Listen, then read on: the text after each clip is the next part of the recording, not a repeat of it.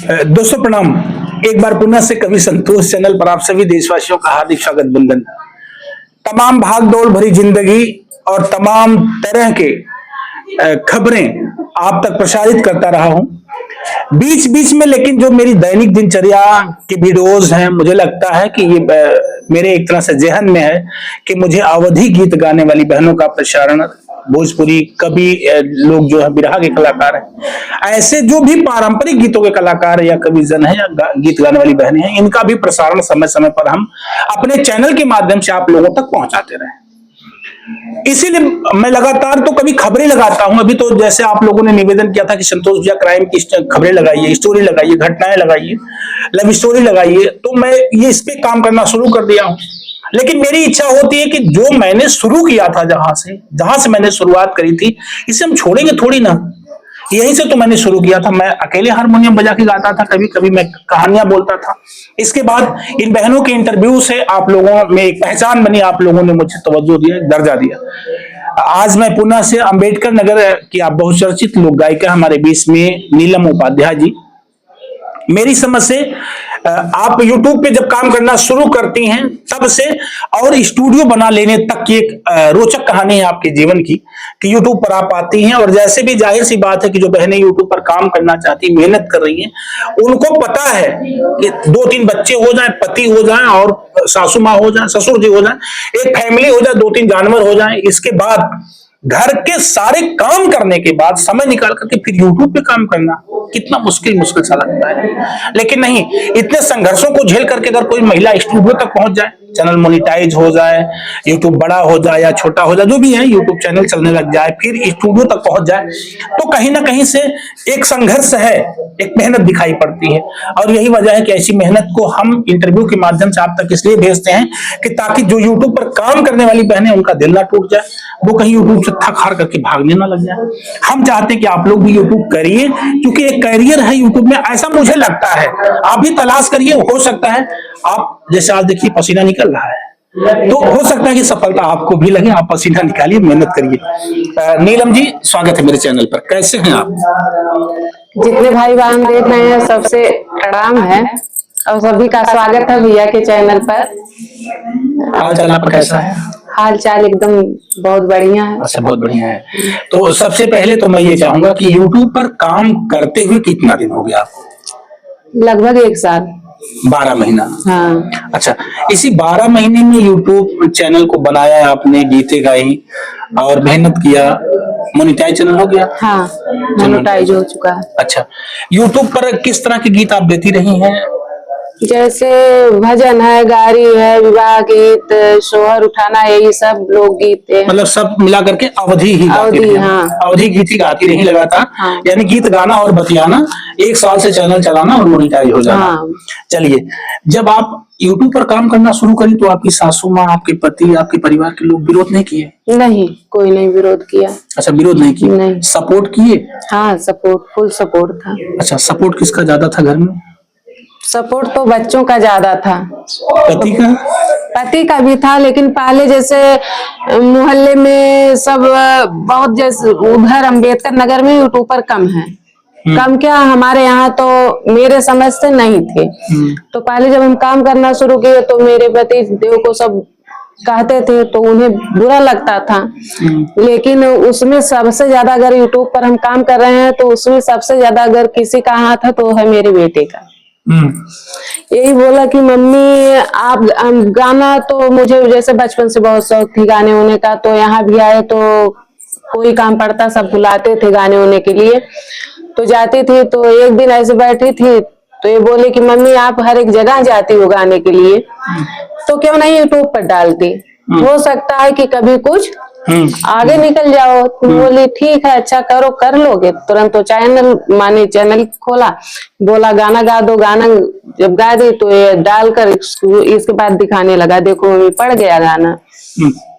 तब से मुझे तब नहीं पता था कि माने मोनेटाइज होगा या और कुछ होगा, केवल शौक थी कि माने मेरा गाना चले, गाना गाने लगे। पैसा आता है या नहीं, कुछ नहीं पता था। हाँ। लेकिन बाबू को पता था। हाँ। उसे पता था कि पैसा आएगा। तो धीरे धीरे फिर सबका सपोर्ट हो गया। पति देव का भी सपोर्ट हुआ और फुल सपोर्ट है। अब ऐसी बात नहीं है, यहाँ तक आने का जाने का सब सुविधा वही दे रहे हैं। आज तो हम सब ऐसा तो नहीं डर के मारे बता रही पति देव का बड़ा नहीं नहीं, ऐसे कोई बात नहीं है। वो बहुत ज्यादा सपोर्ट करते हैं, कहीं मुझे आज तक रोके नहीं कि माने ये मत करो। केवल यही कहते हैं कि मान सम्मान से कोई भी काम करना, बस सामाजिक तौर तरीके से करो। अच्छा, एक चीज और नीलम, बड़ी बात होती है जो महिलाएं यूट्यूब पर काम कर रही हैं, जैसे कुछ कलाकार हैं जो पुरानी हो गई हैं, गांव में ही गाने वाली बहनें थी, कुछ नई आ रही हैं यूट्यूब पर काम करने के लिए। अगर आपको अपनी तरफ से कोई मशवरा देना हो तो उन बहनों को क्या कहना चाहेंगे? वो यूट्यूब पर आए, काम करें या छोड़ के जाए? नहीं, काम करें। यूट्यूब कोई खराब चीज नहीं है। हाँ, सामाजिक तौर से आए, अपने मान सम्मान अपने दायरे में रहकर काम करें। और यूट्यूब देगा ही, लेगा तो है नहीं कुछ। अगर खाली है तो इधर उधर बैठी रहेंगी, क्या करेंगी? यूट्यूब पर काम करें, कुछ मिलेगा ही। कुछ नहीं मिलेगा तो कुछ ना कुछ तो सीख मिलेगा ही उसमें। तो हम तो पहचान मिलेगी, हाँ, एक पहचान मिलेगा, नाम मिलेगा। अब अगर हम यूट्यूब पर नहीं आए होते तो आपसे तो नहीं मिल पाते, आकर जौनपुर में भैया दीदी से नहीं मिलते, इस भैया से नहीं मिलते, तो एक पहचान बनी, एक भाई बहन का रिश्ता बना सब में। तो इसमें बहुत कुछ मिलता है, ये बात नहीं है। एक मेरा और सवाल है कि अभी मैंने देखा, मैं उद्घाटन में गया था आपके यहाँ, तो लगभग यानी यूट्यूब के 1 साल हो गया आपको चलाते, और 1 साल में फिर आपने स्टूडियो भी खोल दिया। ऐसा क्या आपके दिमाग में चला कि मुझे स्टूडियो डालना चाहिए? उधर स्टूडियो थी नहीं, तो सब इधर जौनपुर के साइड आते थे स्टूडियो में गाना गाने के लिए। हम खुद ही एक बार सोचे कि माने गाना गाना है, तो फिर उधर स्टूडियो नहीं मिला। तो सोचे कि अगर हम स्टूडियो इधर डाल रहे हैं, जितनी बहनें हैं सब इधर ही आएंगी, सबका सपोर्ट करेंगे, वो सब मेरा सपोर्ट करेंगी। तो इसी वजह से यही सब सोचकर स्टूडियो डाल दी। क्या नाम है स्टूडियो का? माँ भगवती रिकॉर्डिंग म्यूजिक स्टूडियो है। ये पता क्या है पूरा इसका? माँ Bhagwati music recording studio, Jalalpur, Nagpur मोड़, शंकर तिराहा। और अगर संपर्क नंबर चाहिए तो 9919 96 68 92। आपका नंबर, आपके पति का नंबर? मेरे पति का नंबर है। अच्छा, तो 9919 96 68 92। 9919 96 68 92 आपके पति का नंबर है। और अगर आप जाना चाहते हैं, रिकॉर्डिंग करवाना चाहते हैं, अम्बेडकर नगर की जो बहनें ये चाहती हैं कि मुझे गीत गाना है, स्टूडियो से गाना है, तो आप लोग नीलम उपाध्याय जी से संपर्क कर सकती हैं, बात कर सकती हैं, स्टूडियो पर जा सकती हैं। क्या कुछ पैसा वैसा कैसे, क्या उसका रेट वोट है कुछ? पैसा तो कुछ अभी नहीं बताएंगे। जो रिकॉर्डिंग करने वाले भैया हैं उनको आप कहाँ से हायर करेंगे? कोई आपका अपने फैमिली मेंबर नहीं नहीं, अच्छा, फैमिली मेंबर नहीं है, बुलवाए हैं उन्हें करने के लिए। हाँ, पैसा देना पड़ता है उन्हें। वही रहते हैं, वो काम करते हैं। हाँ जी, सबसे बड़ी बात है दोस्तों, आपको बताना चाहते हैं, बहनों आपको भी बताना चाहते हैं, अगर आप गीत गाने के शौकीन हैं और आपको लगता है कि मुझे अपने गीतों को आवाज देनी है, मुझे अपने गीतों को रिदम देना है, मुझे अपने गीतों को म्यूजिक देना है, तो अब आपको अम्बेडकर नगर से बाहर नहीं निकलना है। आपको माँ भगवती रिकॉर्डिंग स्टूडियो, जलालपुर, नगपुर, शंकर तिराहा जाना है, जहां इनके हस्बैंड का मोबाइल नंबर मैंने पीछे वीडियो में बताया, उसे नोट कर लीजिए, बात करिए और जाइए आप रिकॉर्डिंग करवाइए। जब से आपने स्टूडियो डाला, क्या कोई गीत आपने वहां से रिकॉर्ड किया अपना? हाँ। कितने गीत आपने रिकॉर्ड किए अब तक? अब तक जो किए हूँ 6 7 8। अच्छा। अभी 7 गीत अगर बाहर स्टूडियो में रिकॉर्डिंग करवाती तो 7 का 21 लगभग 22-25 हजार रुपए लग जाते हैं। यानी इतना आपने अपना बचा लिया। जी बिल्कुल, अब आप समझ सकते हैं कि बाहर या स्टूडियो का खर्चा भी आता है, ऐसी बात नहीं है, लेकिन बाहर हम किसी स्टूडियो में काम करवाने जाते हैं तो निश्चित तौर पर कुछ एक बड़ा बजट रखना पड़ता है काम करवाने के लिए। बहरहाल आज मेरे चैनल पर या दर्शक जो आपको देख रहे हैं, इनके लिए कोई गीत भजन कुछ? बिल्कुल। क्या सुना देंगे? चुटकुला गा दें? हाँ, कुछ भी XYZ। मैं तो चाहूंगा कि अभी जो स्टूडियो में आपने रिकॉर्डिंग करवाया, अगर वो कोई गीत हो तो एक लाइन, बस 2-3 गीत मार दीजिए। एक तो हम अपने पति देव के लिए गाए हैं, क्योंकि पान की दुकान है तो बनाए थे गाना। आपके पति पान की दुकान चलाते हैं? हाँ हाँ। क्या बात है। तो उन्हीं के तो पर गाए, लेकिन पूरा याद नहीं अभी, लेकिन गा रहे हैं उसी को। एक लाइन ही सही, मैं तो चाहूंगा जी। बेचे पान सखी रे दनादन सखी रे, बेचे पान सखी रे दनादन सखी रे, बेच बेच लावे ने हमके उ साड़ी सखी पिया पनवाड़ी, आय हाय रे सखी पिया पनवाड़ी, आय हाय रे सखी पिया पनवाड़ी, पान जलालपुर वाला लगावे, कथा चुनायो जरदा मिलावे, पान जलालपुर वाला लगावे, कथा जरदायो चूना लगावे, ओकरे आगे तो फेल बट ताड़ी सखी पिया पनवाड़ी, आय हाय रे सखी पिया पनवाड़ी, आय हाय रे सखी पिया पनवाड़ी। इस गीत को कैसे आपने अपने से राइट किया था, किसी अपने से लिख दिया आपने? अच्छा, ऐसे नीलम जी जब भी गीत लिखना होता है तो क्या लगता है आपकी मेहनत लगती है गीत लिखने में, ऐसे दिमाग लगाती है बस बैठते चला जाता है? नहीं, दिमाग तो लगाना पड़ता है। दिमाग लगाना पड़ता है। कितनी क्वालिफिकेशन, कितना पढ़ी हैं आप? ग्रेजुएशन कंप्लीट है। अच्छा, ग्रेजुएशन किया आपने। तो अभी जब से स्टूडियो खुला तब से गीत लिखना शुरू करी हैं या इसके पहले से गीत लिखती रही हैं? नहीं, कभी कभी जैसे बना लेते हैं, और पहले का भी है गाना तो उसे भी गाते रहते हैं, लेकिन जहाँ सोचते हैं कि हाँ बनाना बहुत अनिवार्य है तो बना भी लेते हैं। तो आपको क्या लगा कि अपने मर्द के नाम पे गाना बनाना बहुत अनिवार्य है? यानी पान जितना ताड़ी फेल है। क्या बात है। ये पान की दुकान इनके हस्बैंड चलाते हैं, तो ये इन्होंने क्या किया, गणित लगा दिया गाने के माध्यम से, समझिए पान की दुकान का प्रचार कर दिया आपने।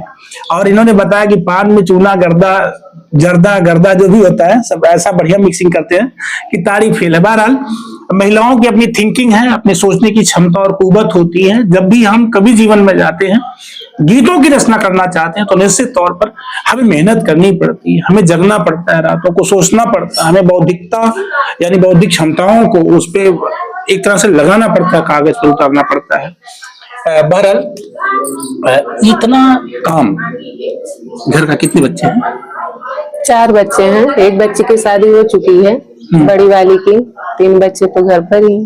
यानी 4 बच्चे, पति और परिवार के लोग, इतना काम, इतनी जिम्मेदारी के बाद फिर स्टूडियो में समय देना, गीत लिखना और फिर इसके बाद चैनल चलाना, यूट्यूब पर मिक्सिंग करना, डालना, थंबनेल बनाना, कैसे मैनेज करते हैं सर?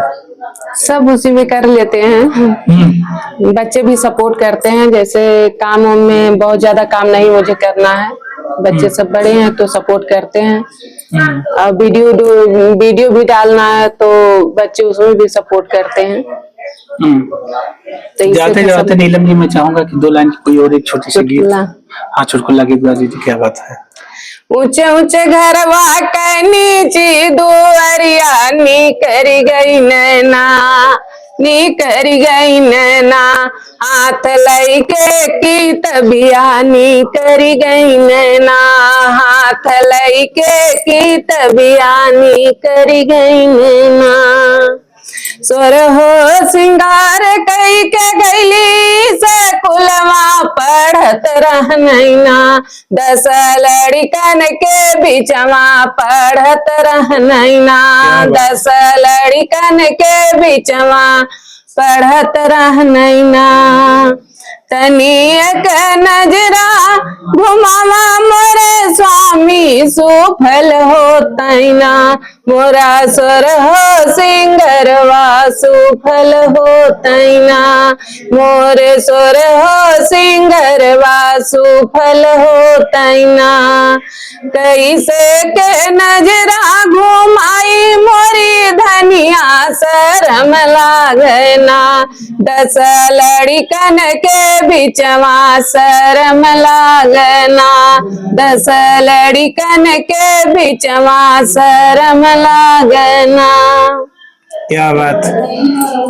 ऐसा तब के जमाने में ऐसा था क्या? आपको लगता है कि अब लड़के और लड़कियां एक दूसरे को देखने में शर्माते हैं? नहीं, ऐसी कोई बात नहीं, लेकिन पहले तो था ऐसा। पहले ऐसा था ना।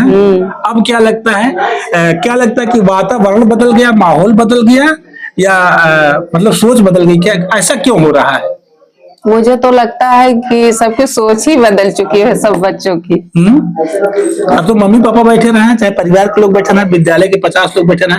अब तो हमने देखा कि हमारे बगल में पूर्वांचल विश्वविद्यालय और लड़के लड़कियां जो है एक दूसरे के साथ चल रहे हैं, और ऐसे चल रहे हैं जैसे कैसे बताएं कैसे चल रहे हैं।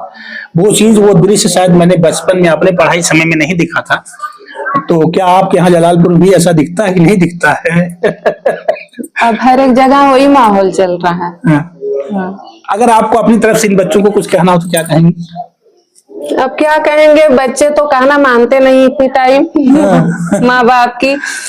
ये नहीं सोचते हैं कि उनके पिता कितनी परिश्रम, कितने मेहनत करके, कितना पसीना बहाकर उन्हें एक एक रुपया दे रहे हैं पढ़ने के लिए, लेकिन वो सब ले जाकर अब क्या कर रहे हैं, वो सब खुद ही हम सब जैसे एक माँ है, बच्चों से पूछो तो नहीं बता सकते, एक दूसरे से बता देंगे लेकिन एक माँ से नहीं बताएंगे, पिता से नहीं। वो बताएंगे कब, जब फंस जाएंगे। तो हम तो यही कहेंगे कि अगर नहीं पढ़ना है मत पढ़िए, लेकिन माँ बाप का पैसा नाजायज बर्बाद मत करो, मत करिए बस। जी बिल्कुल, मेरे साथ आप सुन पा रहे हैं नीलम उपाध्याय जी को। आप एक यूट्यूबर हैं और यूट्यूबर के साथ साथ आप स्टूडियो मालकिन हैं। माँ भगवती रिकॉर्डिंग स्टूडियो के नाम से आपका यूट्यूब चैनल है, नगपुर जलालपुर, शंकर तिराहा, पूरा पता आपने बता ही दिया है। और इसके अलावा भी तमाम तरह की पारिवारिक जिम्मेदारियों के साथ साथ यूट्यूब की भी एक जिम्मेदारी को आपने उठाया है। वो बहनें, वो महिलाएं अच्छी तरह से जान सकती हैं जो यूट्यूब पर काम करती हैं। आप ये पसीना देख सकती हैं और इतनी मेहनत आपको भी करनी है। अगर आपको लगता है कि यूट्यूब पर मुझे कुछ कर गुजरना है, मुझे कभी संतोष भैया की तरह से एक चैनल खड़ा करना है, नीलम उपाध्याय की तरह से एक स्टूडियो बनाना है, तो जाहिर सी बात है आपको मेहनत करनी है, आपको दिल दिमाग से लगना है।